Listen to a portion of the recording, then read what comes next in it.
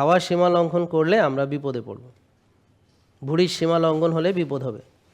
কোষে অতিরিক্ত চর্বি জমা হলে সেটা সীমা লঙ্ঘন হলে আমরা বিপদে পড়ব। লিভারে বেশি চর্বি জমা হলে আমরা বিপদে পড়ব। এগুলো বেশি বেশি মানে সীমা লঙ্ঘন, সীমার বাইরে, সীমার বেশি।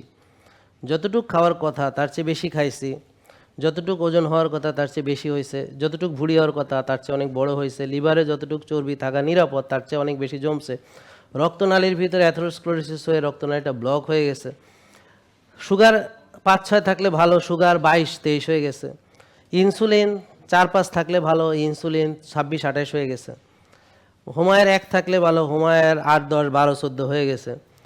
এরকম যেই জিনিসগুলো সীমা আছে, প্রতিটা জিনিসের সীমা আছে। এই সীমার বাইরে যাওয়া মানে সীমাকে লঙ্ঘন করা, সীমা অতিরিক্ত। তো এই সীমা লঙ্ঘন আল্লাহ নিষেধ করেছেন, কারণ সীমা লঙ্ঘন করলে আমাদের জন্য ভালো না। কি কি ভালো না? 60-70টা রোগের কারণ হচ্ছে সীমা লঙ্ঘন। জেকে লাইফস্টাইল লিমিটেড, ওষুধ মুক্ত সুস্থ জীবন।